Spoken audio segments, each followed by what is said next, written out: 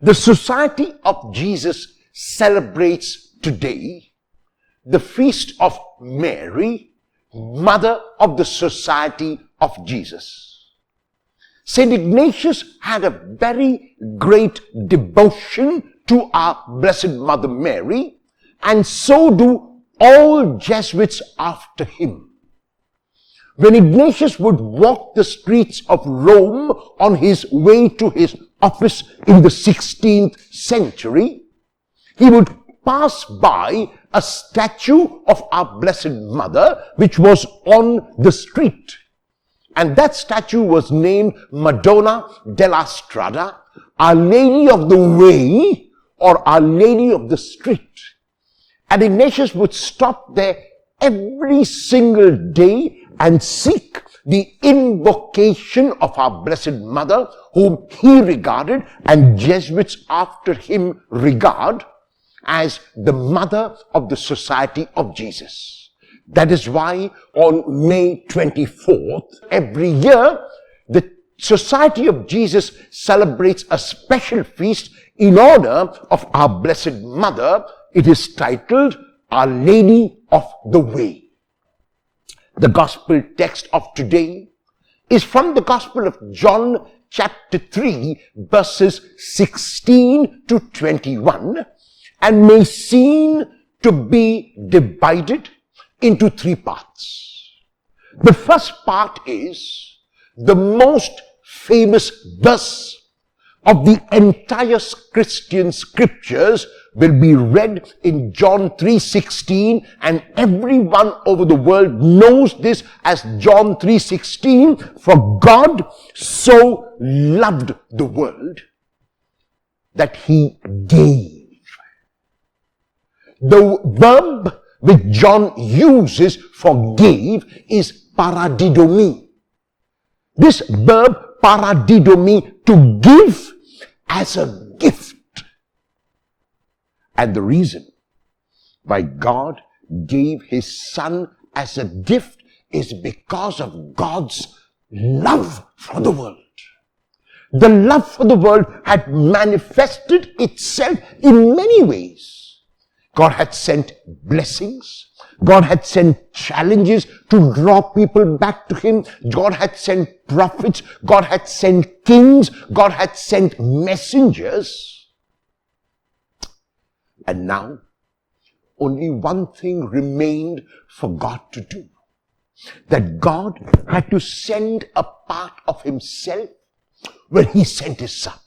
And so John 3:16 says, for God so loved the world that he sent his only Son.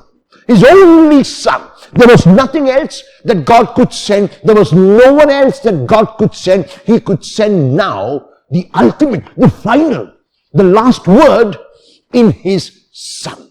And the text continues so that everyone who believes in him will not be lost, but may have eternal life.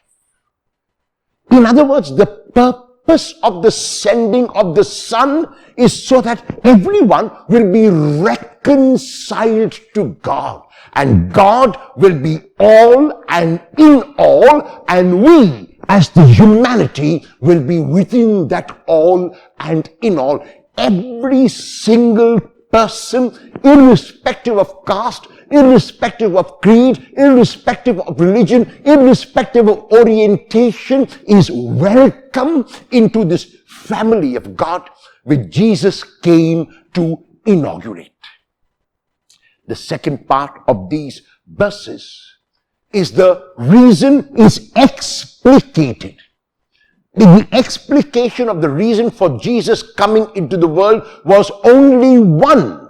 And that reason was to draw people to himself, not to push anyone away. Jesus welcomed anyone who was open. Jesus himself was open to every single person. Jesus made no distinction between male and female, between free and unfree, between this religion and that. Jesus welcomed everyone who came to him. So in other words, God sent his Son in order that everyone who believes, everyone who responds to this invitation of love, everyone who stands for the truth, who stands for justice, who stands for mercy, is a person who is part of God's kingdom.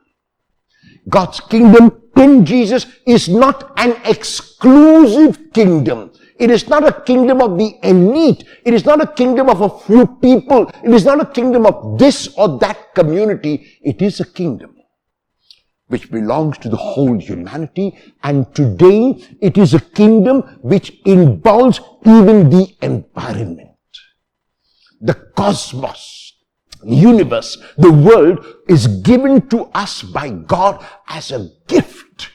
And we accept that gift, and we accept others as our brothers and sisters, and we continue to live lives of harmony and cosmos, not chaos, as God intended.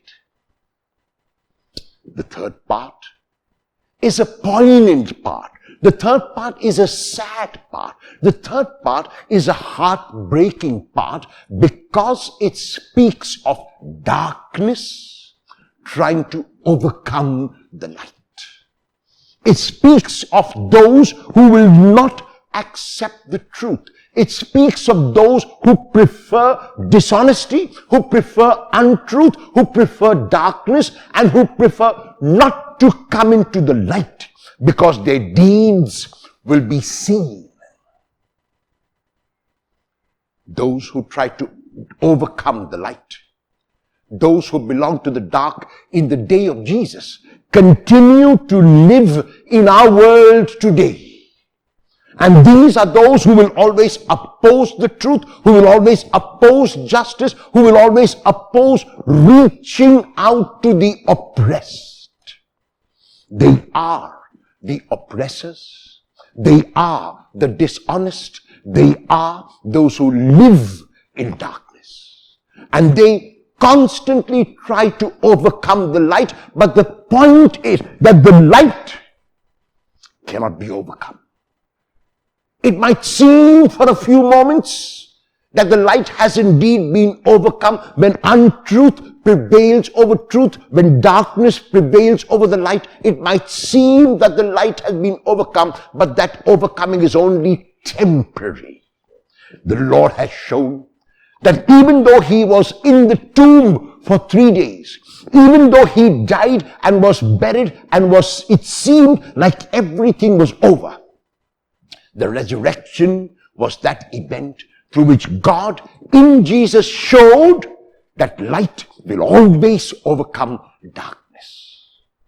And so today, we are asked to choose truth over untruth, to choose light over darkness, and in doing so, to choose life over death. For God so loved the world that he sent, paradidomi, gave as a gift his only Son. How will you show that you have accepted this gift today?